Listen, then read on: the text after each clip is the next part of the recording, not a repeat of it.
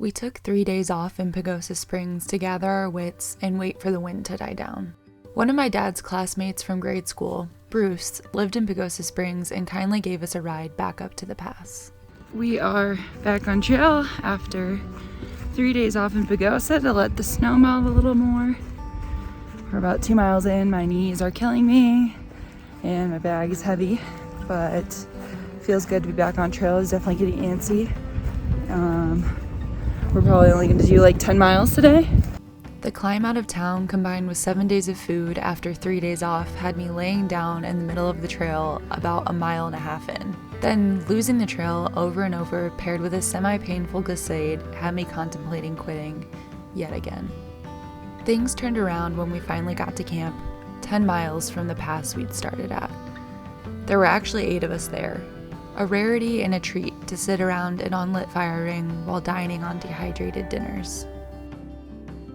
After our cross-country trek back to trail, we spent most of the morning climbing.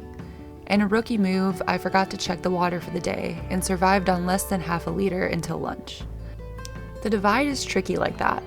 Although you may be in a state like Colorado teeming with beautiful mountain streams, when you are on the literal top of the divide, you might not be near any of them.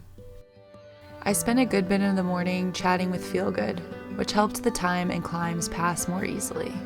When I finally got to water at lunch, I chugged it before taking a quick nap. Threatening clouds kept me on edge most of the afternoon, but the sky never opened up like it certainly would later in the season, and I was grateful for that. Today's our second day back on trail from Wolf Creek Pass. We're going to Lake City is the goal, which is 114 miles. If we don't make it there, we'll be out early, go to Silverton. We've got 7 days of food, which is like an average of 16 miles a day, and today we're doing like 20. Had a rough day yesterday, won't lie, the snow is getting to me. But today has been phenomenal. It's gorgeous, there hasn't been much snow, and when there has, it's been chill. And it's just so freaking beautiful out here. It's been a lot of climbing today. But you gotta climb to see the good stuff. In the evening, melting snow caused a rock slide close enough that we could see the cascading rocks, but luckily still far enough that we weren't at risk for any of them hitting us. Well, if that ain't our biggest fear, right in front of us. Remember in Washington when that happened? Yeah, but we didn't actually see it.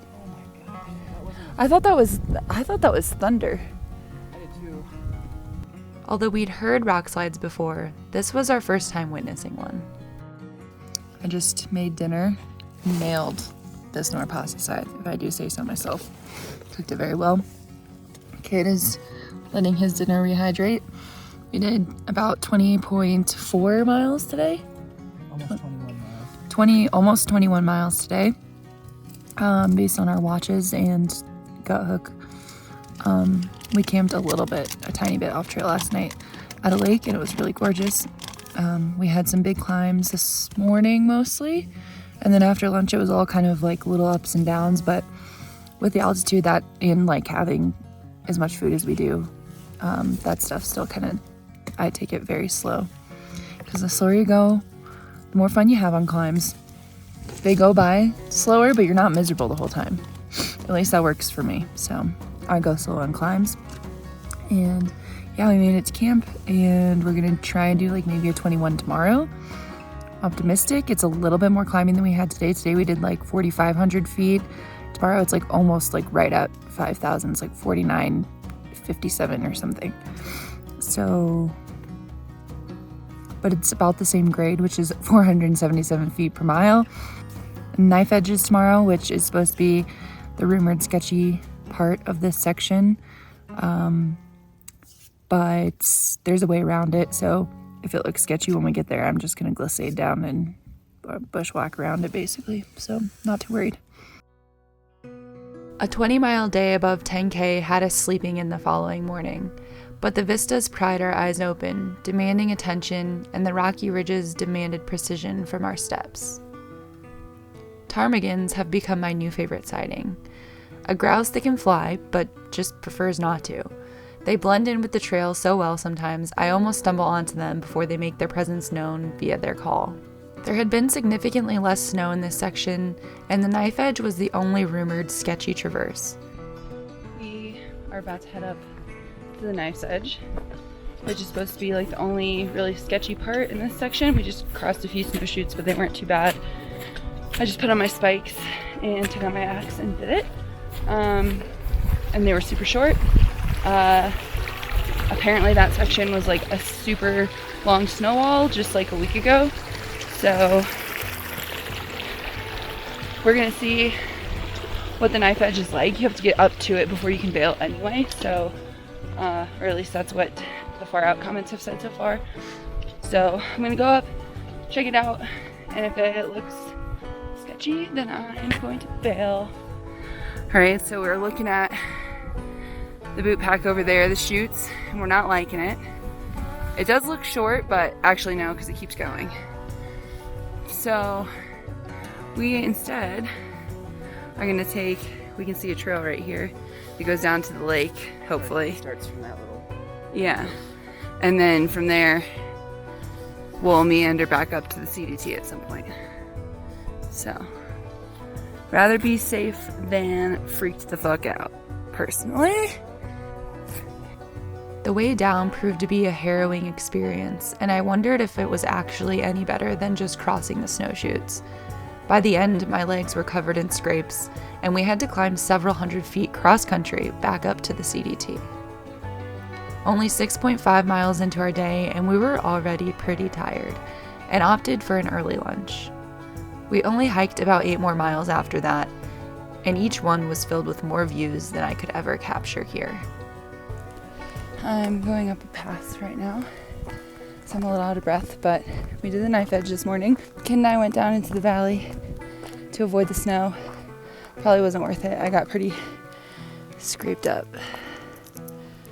Our friends that did it said it's not too bad anymore, so it looked sketchy to us though when we came around the corner, so we were like, fuck it, we're going down.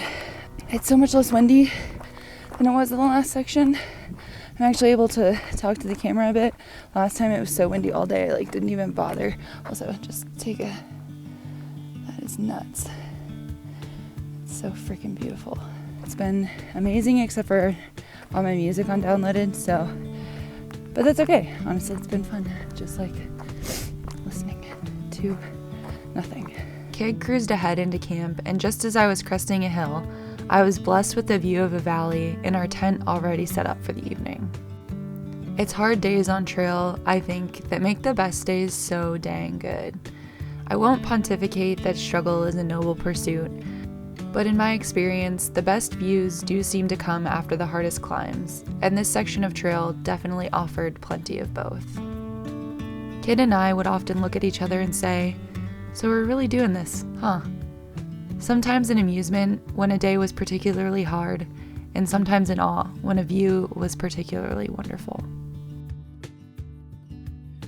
Somehow, at some point on this stretch, my music on-downloaded itself, and while this wasn't intentional, it proved to be surprisingly enjoyable.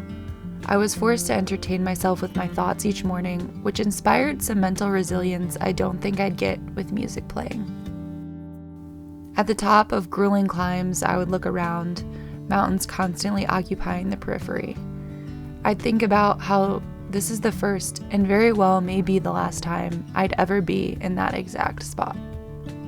I tried to soak it in and commit it to memory, while simultaneously being acutely aware that no recollection would come close to recreating the moment.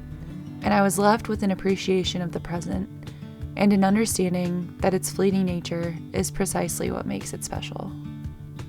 We were rewarded for the morning of climbing by an afternoon of downhill, and I observed the handiwork of some intrepid beavers who have managed to completely reroute the river that the trail parallels. At lunch, I attempted to do some laundry, which basically just means rinsing my dirt-caked socks and dazzled underwear in the creek. We were forced to regain all the elevation we lost, and I spent the afternoon in typical Colorado fashion, hoping I didn't get struck by lightning. Welcome to Colorado Mind Games. Am I going to get struck by lightning? Or it's totally chill. I'm at a high point too, so no more videos from here because I need to run down again. So I made it to the top of this pass, and it's huge, huge climb. I was like, sweet, I'm on the sunny side. And then immediately the trail starts going this way. Time to run down the pass. Favorite pastime of mine in Colorado. Kid and I stopped about 20 miles into our day after an accidental 1.5 mile detour, surrounded by swarms of mosquitoes. The day started in somewhat typical fashion with a climb and later than anticipated. We are on day 5 out of town and trying for a 20 today. Look, wow, casual in the background. Right now I'm doing my second pass of the day. It's about 11 a.m. and it's gonna gain 1,000 feet in a mile and a quarter. So it's gonna be a doozy. I'm already starting to go up and not gonna be able to talk. We came all the way from that valley, like right down there. But in not so typical fashion, we also had several wildlife sightings, some moose and some elk. The overgrowth of early season willows wrecked my legs as I climbed up 2 passes before lunch. After lunch, the clouds made me nervous yet again, and I was reminded how vulnerable it is to be so high in the mountains. I feel so freaking lucky to be out here. Like, I'm looking back at this entire area that I just traversed on foot. I saw like 4 marmots, a pika. I've heard them calling for like days, but I haven't seen one until just now. Saw elk this morning, saw moose this morning. And it's just, it's like otherworldly beautiful, but it's not like this is the earth. We live here and we get to fucking explore it. So cool.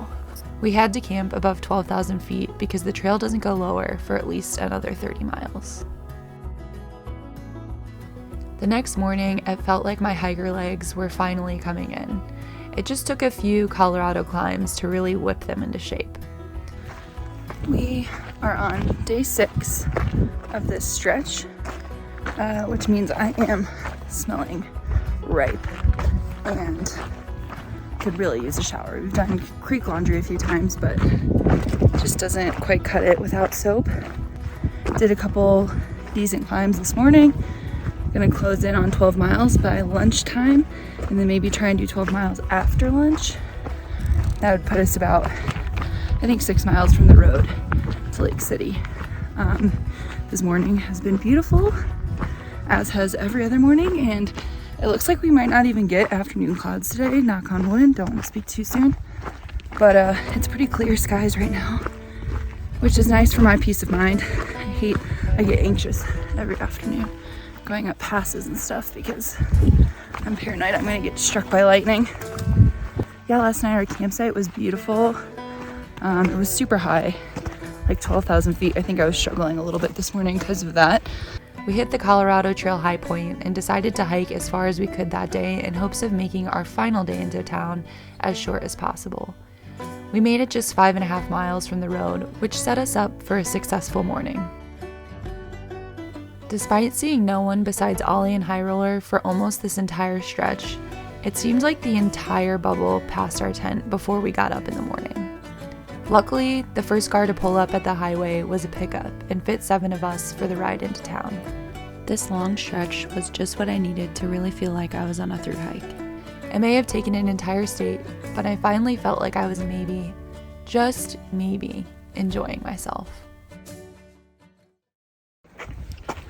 We are back on trail after